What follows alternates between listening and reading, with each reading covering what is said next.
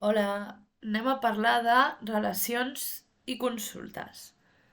No només explicaré el pas a pas de com es crea una relació, com es crea una consulta, sinó que necessito que entengueu què és el que estem fent quan creem una consulta i per què establim aquestes relacions. Per fer-ho, anem a prendre com a referència aquesta mateixa base de dades, Videoclub, que té 4 taules. Anem a obrir-les i fer un cop d'ull. D'una banda tenim clients, amb informació sobre cada client. Per l'altra tenim directors, que ens dona informació sobre diferents directors de pel·lícules. Aquí tenim tot un llistat de pel·lícules identificades per un codi i amb informació sobre la pel·lícula, com el director, l'any d'estrena, el gènere, si ha rebut premis. I finalment tenim aquesta taula que es diu préstecs, on tenim un ID de la pel·lícula. Fixem-nos que IDP és com ID pel·lícula, li hem posat aquest nom, com podríem haver posat qualsevol altre, i aquí hem deixat autonumeració, com hauríem pogut posar qualsevol altre codi o identificador. Vale? Aquí tenim aquest ID pel·lícula, que veiem que són números entre l'1 i el 17, vale? És a dir, coincideix amb el que tenim aquí. Aquí tenim DNI client, la data i el preu per dia del lloguer de determinada pel·lícula. Vale, amb aquesta taula, si jo volgués saber, doncs per exemple, el 7 del 3, per posar una data així com a referència, el 7 del 3, quin client ha llogat quina pel·lícula i de quin director, si ho féssim manualment, el que faríem és prendre com a referència aquests camps i buscar la informació a les altres taules. Per exemple, si jo vull saber qui és el client que el dia 7 va llogar una pel·lícula, aniré a la taula clients i buscaré a quin correspon la lletra G. En aquest cas, tenim que ha estat la Liani. Vale? Per tant, ara veient això i sabent nosaltres que aquesta G correspon a la Liani, sabem que ella va treure una pel·lícula el dia 7 de març. Quina pel·lícula? Doncs per fer-ho haurem d'anar a la taula pel·lícules i buscar quina és la número 15. Tenim que és Psicosis. I si encara volguéssim saber més, com per exemple de quin director és la pel·lícula que ha tret la Liani, el que faríem és mirar el DNI dels directors, veiem també que és la G, i ara doncs, buscaríem a la taula directors a qui correspon la lletra G, que és Alfred Hitchcock. Aleshores, aquest procediment que estem fent nosaltres de relacionar, doncs aquest ID correspon a aquest d'aquí, aquest DNI correspon a aquest d'aquí i per tant tota aquesta informació fa referència a la persona a qui pertany aquest DNI, o quan busquem aquí qui és el director d'aquesta pel·lícula i podríem trobar tota la resta d'informació sobre ell. Quan estem fent aquest procediment és perquè nosaltres sabem que aquest ID és el mateix que aquest DNI és el mateix que aquest i que el del director és el mateix que surt a pel·lícules, d'acord?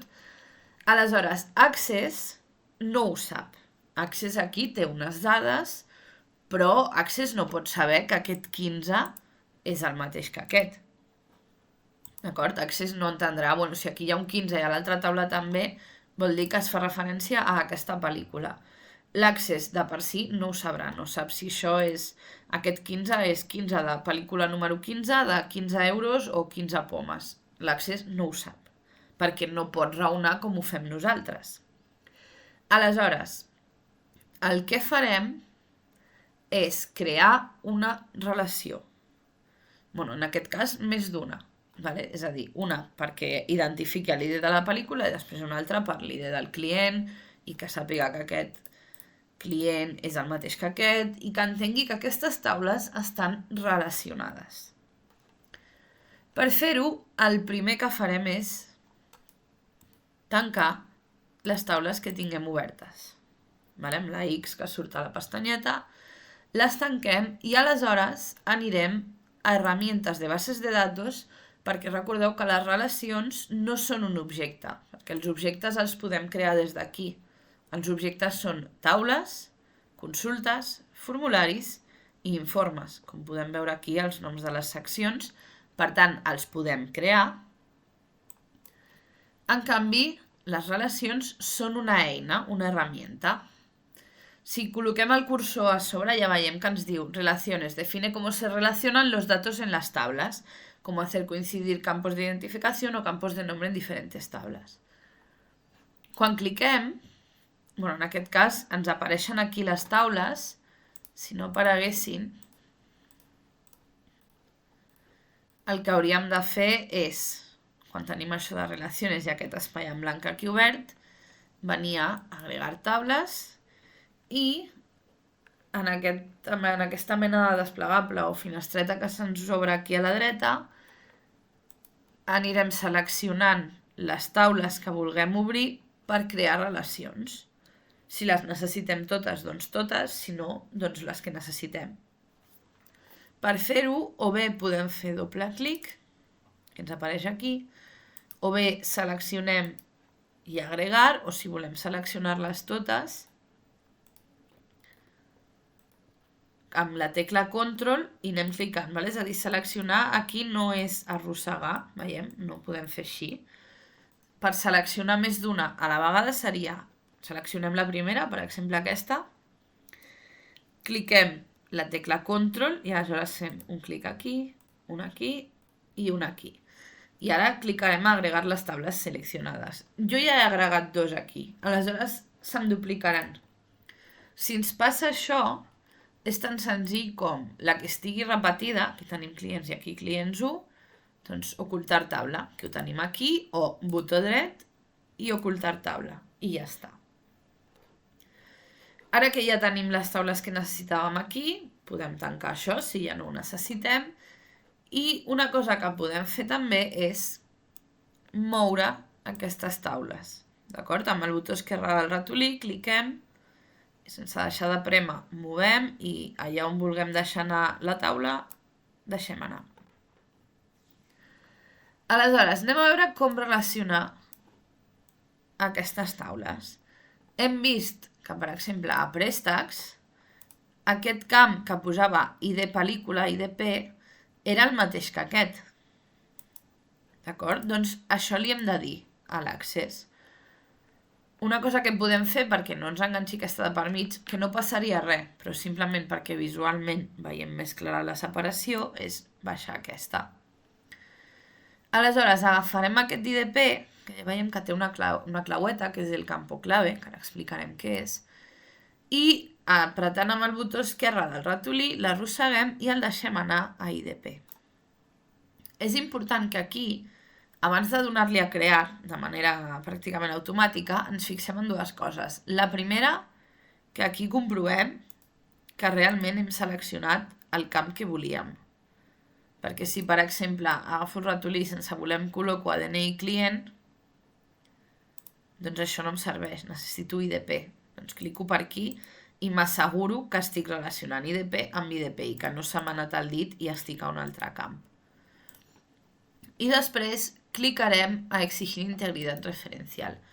Això el que farà és comprovar que les dades que tenim al camp IDP de pel·lícules i les que tenim a IDP de préstecs coincideixen, és a dir, que tenen el mateix format, les mateixes dades, d'acord? Amb exigir integritat referencial. Els altres, de moment, no els utilitzarem. Ens quedem només amb lo d'exigir integritat referencial.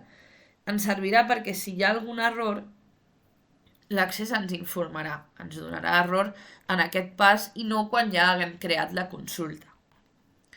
Per tant, veiem que és el mateix, integritat referencial, crear. I ens crea aquesta relació de uno a varios. En aquest cas, aquest és el que té la clau, a pel·lícules no es repeteix i aquí sí. Què vol dir això? Si obrim la taula pel·lícules, veiem que aquí cada pel·lícula té un número diferent, no es repeteixen. En canvi, a préstecs sí que es repeteixen. Per què? Perquè una persona pot jugar una pel·lícula i després venir una altra, jugar-la. Una pel·lícula pot ser jugada diverses vegades. En canvi, aquí no es pot repetir, perquè si aquí tinguéssim dues pel·lícules amb el número 2, per exemple, aleshores aquí no sabríem quina pel·lícula s'ha jugat. És per això que aquí, a pel·lícules, si anem a vista disseny, veurem que ID pel·lícula és un campo clave, perquè és un camp que identifica cada pel·lícula i que, per tant, no es pot repetir. En aquesta taula on tenim els registres de cada pel·lícula. En canvi, aquí sí té sentit que es repeteixi. Per això aquí no és campo clave, perquè aquí sí que es pot repetir, perquè una pel·lícula pot ser jugada més d'una vegada. Una altra relació que hem vist que podem establir seria el DNI del director amb DNI director aquí a pel·lícules, perquè coincidia. Aquí hem vist que on teníem la informació de les pel·lícules hi ha un camp que és DNI director, que el tenim aquí, i que ens diu qui és el director. Si després anem a la taula de directors, veurem que estan identificats amb un DNI que, de la mateixa manera que l'ID de la pel·lícula abans, no es pot repetir, perquè si no, no sabríem qui ha dirigit cada pel·lícula. Per tant, aquí podríem crear la relació entre DNI i DNI director.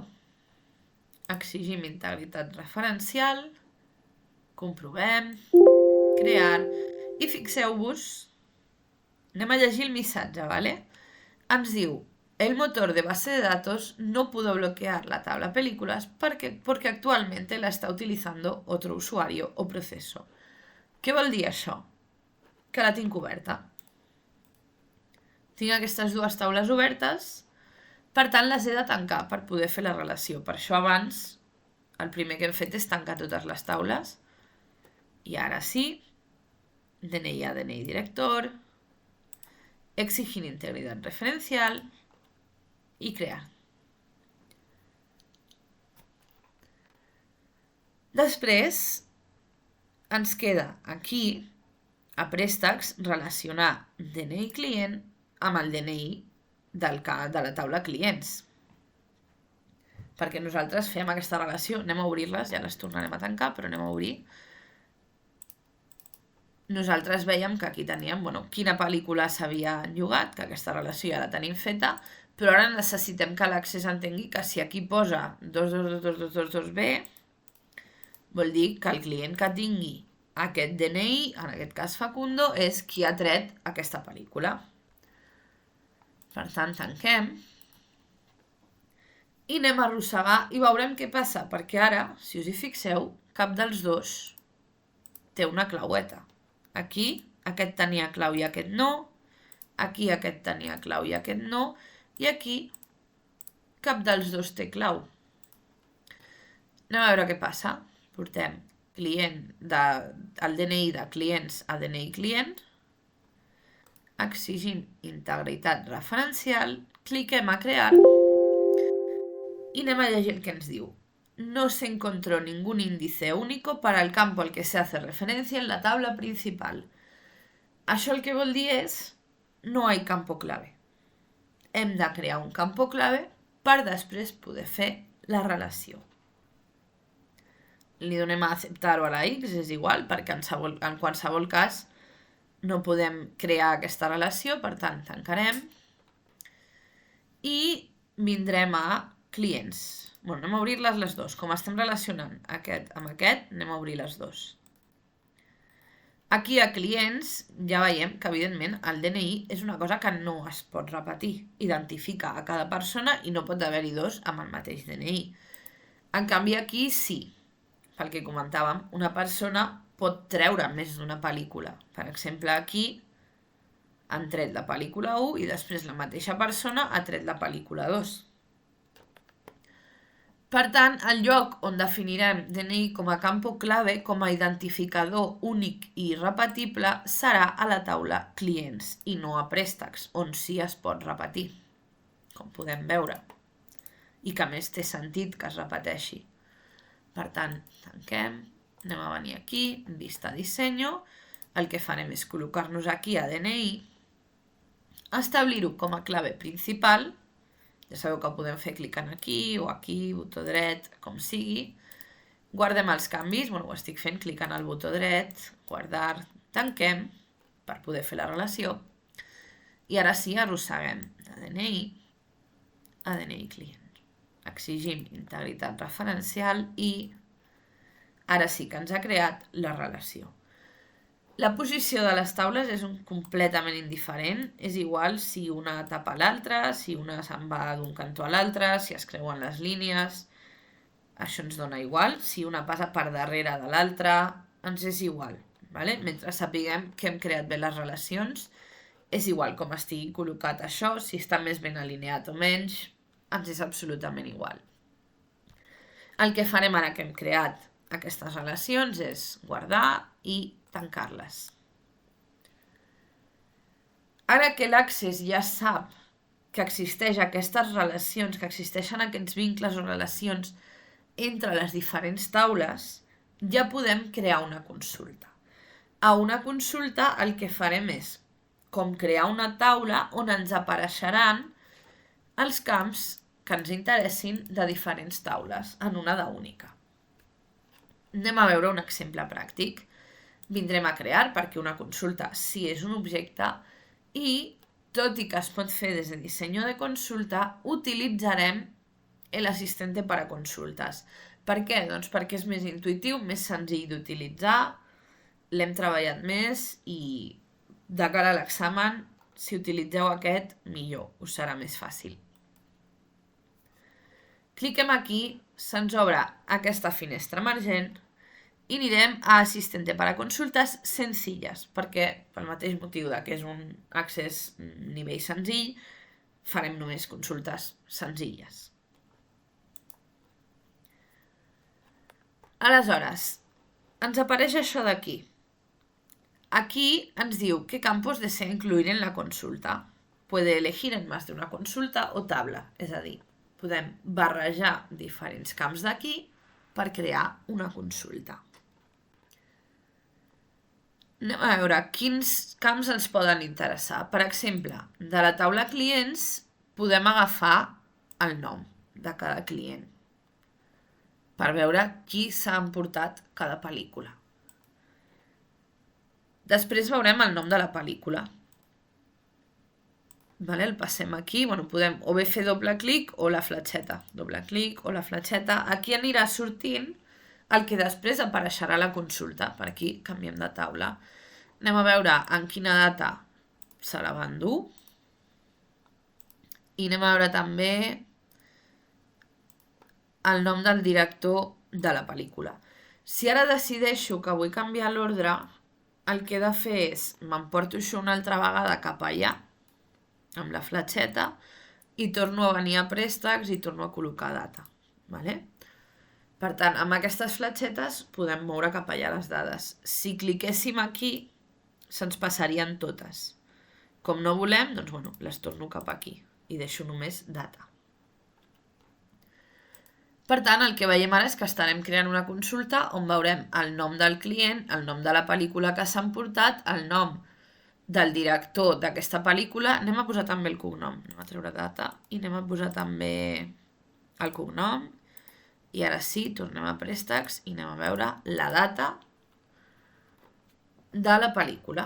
O sigui, de quan s'ha emportat la pel·lícula. D'aquí de préstecs. Podem donar-li a siguiente o directament a finalitzar.